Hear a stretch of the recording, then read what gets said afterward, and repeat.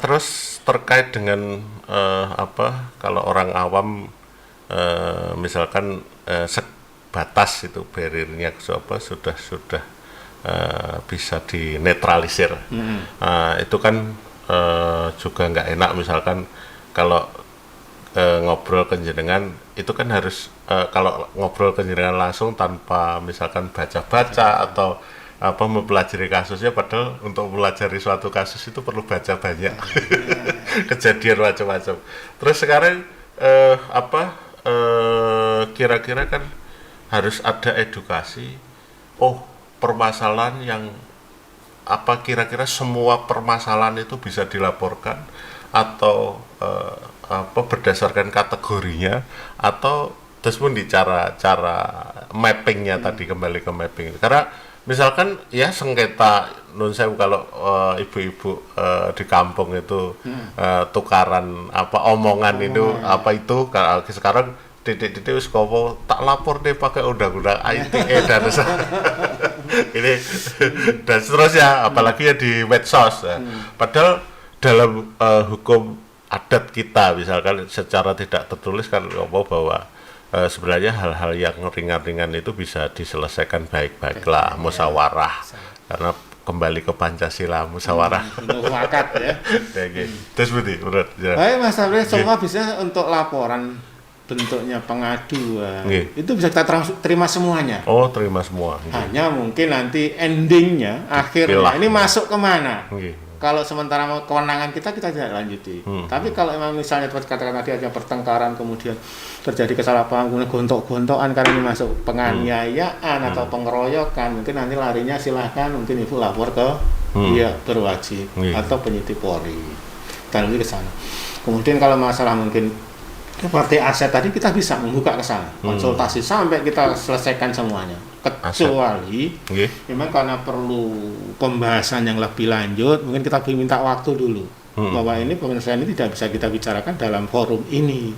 Kita minta waktu karena ini membutuhkan melibatkan beberapa pihak, termasuk misalnya pihak kecamatan, pihak kabupaten, pihak BPN. Karena nggak mungkin hari itu kita langsung datang ke situ kan. Kita mungkin minta waktu, kita menyelesaikan. Kita minta kronologis perkara ini sebenarnya apa dari pihak-pihak yang bersangkutan tadi. Lalu kita jawab lagi dengan catatan dia meninggalkan nomor handphone. Kita akan jawab ke sana. Ada juga pengalaman mungkin masyarakat awam yang sedikit tanda petik kecewa. Misalkan kasusku kok mandek di proses-proses, mungkin bisa dijelaskan itu yang terkait dengan, atau memang ada persoalan-persoalan lain yang menyulitkan kejaksaan atau aparat penegak hukum lainnya untuk meneruskan itu. Memang terkadang menangani suatu kasus tidak seperti membalik tangan. Harus perlu proses yang begitu panjang. Bahkan kalau perkara atau labdu itu menyangkut perkara yang mungkin puluhan tahun ke belakang. Ini biasanya kita kalau melakukan klarifikasi atau pemeriksaan secara intern tertutup, bukan intern tertutup, itu kadang dokumennya, mohon maaf kita minta enggak ada, sehingga kita agak kesulitan dan terhambat biasanya di situ. Nah kemudian juga mohon maaf juga kepada masyarakat, labdu ini tidak bisa kita berikan hasilnya kepada masyarakat karena sifatnya tertutup bagi kami. Kecuali kalau memang dia menanyakan secara kalau surat sebenarnya juga nggak bisa kita balas ke sana, kecuali dia selaku korban atau selaku bisa kita balas ke sana. Melakukan jawaban perkara jenengan masih dalam pemeriksaan, perkara jenengan sementara posisinya ini. Bahkan kalau tidak menutup kemungkinan sendiri, pelapor ini kita periksa, kita klarifikasi di sana. Sebenarnya kamu tahu ini dari mana prosesnya, ya harus jawab. Jangan sampai hanya karena kalian dengar ini Pak, dengar ini tapi nggak ada bukti. Ya kita juga nggak mau mendolimi seseorang yang dilaporkan oleh dia karena like and dislike atau senang tidak senang terhadap seseorang. Ini banyak terjadi. Misalnya dalam pilkades kalau di sini yang jagonya yang kalah ini sering melaporkan yang jadi. Begitu kita cross check di lapangan ternyata nggak ada permasalahan. Nggak ada ya, karena ternyata ada intrik. Alamiah. Ternyata intrik tidak senang dia sebagai pejabat pengen mengganti, istilahnya seperti itu. Ada kejadian seperti itu. Kalau di sistem computerized-nya, saya sempat melihat beberapa kejari yang menampilkan daftar perkara yang diadukan, Pak. Itu saya lupa namanya apa ini. Itu hanya sebatas perkara ini sudah ditangani atau belum ditangani. Apa bisa interaktif, misalkan pihak yang bermasalah itu semacam WA atau medsos itu chat atau nge-DM istilahnya milenial.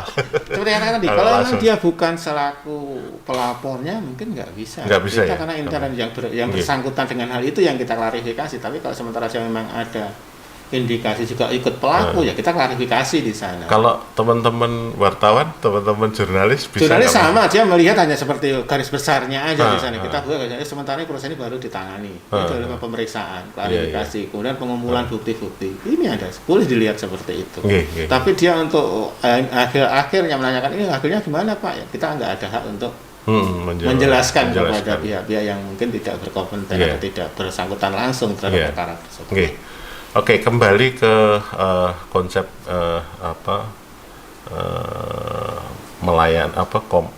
korupsi tadi, bebas korupsi tadi. Jadi kalau faktor utama kan memang kita memang harus sadar bahwa ini sudah terjadi ribuan tahun yang lalu. Sampai sekarang pun masih ini budaya ewuh pakai ewuh. Menurut jenengan kira-kira kan tentu kejaksaan tidak bisa bekerja sendiri karena saya bisa bayangkan yang ada dalam benak Pak Kunchoro ini masuk Kediri ini masalahnya opo ya. Abot tagak terus macam-macam. Saya panjenengan belum datang tadi saya sudah mikir gitu. Waduh, ini Kediri sak obole kan. Untuk misalkan dalam konteks korupsi tadi sebagai pejabat negara yang sudah keliling Indonesia, mungkin ini pesan khusus atau himbauan untuk menghindari hal-hal semacam itu seperti apa Pak? Dan terima kasih Mas April. Mungkin untuk kawan Kediri sebenarnya juga banyak permasalahan yang mungkin kita lakukan klarifikasi di sana. Meskipun ada pengaduan juga banyak, tapi setelah kita lakukan klarifikasi dan pemeriksaan ternyata itu memang tidak terjadi ya, sehingga kita katakanlah itu banyak sekali laporan pengaduan masuk kami banyak Mas. Cuma kita kan tetap sesuai dengan aturan kita lakukan klarifikasi didukung dengan bukti dokumen. Setelah ini kemudian ketemu, ya kalau memang tidak terjadi apa ya kita hentikan. Tapi kalau itu terjadi ya kita lanjut terus sampai pemberkasan. Dan kita mungkin seperti katakan tadi karena ini sudah mungkin puluhan tahun yang lalu, kita bisanya hanya minimalisir aja di sini. Dan kita juga ada shock terapi ya, mungkin kita lakukan penahanan, kemudian kalau ada lagi istilah penahanan luar itu gimana Pak? Penahanan luar ada syarat-syaratnya atau gimana? Ada beberapa yang mungkin, saya belum pernah mengalami seperti itu ya. Kalau kamu mungkin banyak yang ditahannya Mas.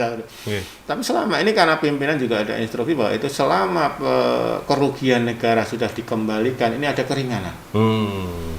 Karena sudah terlanjur di berkas, tapi kerugian dikembalikan. Ini bisa mungkin tahan luar. Kalau sebenarnya bukan tahan luar, ini ada tahanan kota, tahanan rumah. Nah itu. Kalau dia di kota harus di kota itu, nggak boleh keluar. Kalau rumah ya di rumah itu aja nggak boleh. Ini kan dihitung nanti. Oh gitu. Tahanan rumah ini sepertiga dari hukuman tahanan biasa. Oh ngitungnya nggak sama ya? Beda ya. Kalau tapi ya tetap seneng di rumah. Pengennya seperti itu. Tapi kalau selama dia memang kerugian negara belum dikembalikan ya Pak, tahanan tetap tahanan di rutan. Selama menjalani proses kemudian ini dikurangkan terhadap putusan yang ada seperti itu. Terkait dengan melayani tadi, jadi kalau kita tidak berandai-andai bahwa sebuah institusi itu secara kelembagaan kalau lebih jauh lagi ketata laksanaan dan seterusnya, misalkan itu untuk mencapai tadi zona integritas yang powerful gitu ya, menurut Pak Kunchoro ini yang harus betul-betul ditanamkan, terutama khususnya di Kediri ini untuk internal kejaksaan apa ya kira-kira? Ya kita tanamkan terhadap diri pribadi masing-masing pegawai personal ke sana bahwa ini ada kepedulian terhadap kantornya, bahwa kita udah digaji negara, ada remon di situ, kemudian gaji, kemudian uang makan udah dikasih. Kenapa kita harus mencari di luar seperti itu? Juga harus kita tetap di sana dengan cara jangan misalnya masyarakat minta bantuan ke kita ya jangan diembel-embeli. Ada uang lelahnya atau uang pokoknya, ini yang kita hapus ke sana. Padahal yang kayak gitu biasanya dimanfaatkan oleh personel kita. Itu yang kita tekankan ke sana bahwa kita ini udah dapat gaji seperti ini. Ini cukup nggak cukup karena kamu milih pegawai kejaksaan. Kalau kamu pengen kaya jadilah pengusaha. Itulah gitu. Kita harus memperkuat pribadi pegawai masing-masing dan kita tanamkan dan kita ingatkan terus ke sana. Kalau kembali ke visi misi tadi Pak, ketika kita korelasikan dengan integritas, yang harus dibangun di kejaksaan sendiri apa secara kelembagaan itu? Kita juga buat contoh ke masyarakat, contoh pelayanan tadi kita juga bukti nyatakan di sana bahwa apa yang sudah kita komitmen di dalam hati kita diwujudkan terhadap masyarakat yang minta bantuan artinya kita. Kalau sudah dikasih contoh masyarakat kan bisa merasakan di sana hasilnya yang mungkin jadi beda gitu. Itu yang kita minta sebenarnya. Oke Pak Kunchoro, terima kasih sekali. Tak terasa waktunya sudah ini. Makasih sama Mas Sabri. Iya, nanti mungkin kalau panjenengan berkenan dan longgar, kita akan diskusi banyak hal. Karena ini sesuatu yang menarik luar biasa bagi masyarakat.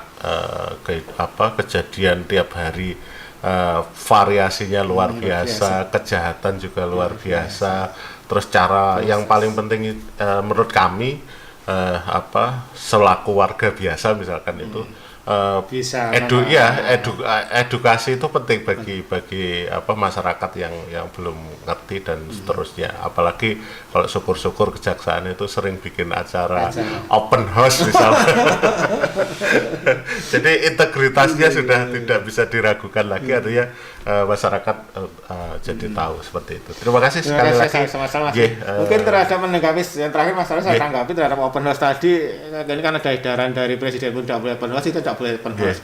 Kalau press release, kita akan rencana kita buka maksudnya. Bahwa kita undang teman-teman baik itu media cetak, media elektronik kita buka untuk mengetahui isi-isi dalam kita. Itu yang akan kita rencana kita buka. Ini kebetulan sudah kita mulai di sana sehingga masyarakat boleh tahu di sana. Jeruan kita seperti itu. Monggo silakan kepada masyarakat Kabupaten Kediri, kalau ada permasalahan yang mungkin mau disampaikan ke kami siap menerima keseluruhannya. Baik itu mau tulisan, mau lewat streaming atau lewat datang ke kantor, kita layani semuanya. Itulah himbauan kami Mas Sabri. Silakan. Dan saya kira banyak sekali nanti yang kalau sudah terbuka. Silakan. Terima kasih. Kami tunggu. Terima kasih Mas Sabri. Assalamualaikum warahmatullahi wabarakatuh. Teman-teman masyarakat Kabupaten Kediri. Selesai sudah acara kita tentang diskusi tentang menuju zona integritas bersama Bapak Kajari Kabupaten Kediri. Terima kasih bersama Ayah. Sampai ketemu di ruang publik KS TV Kediri. Wassalamualaikum warahmatullahi wabarakatuh. Waalaikumsalam.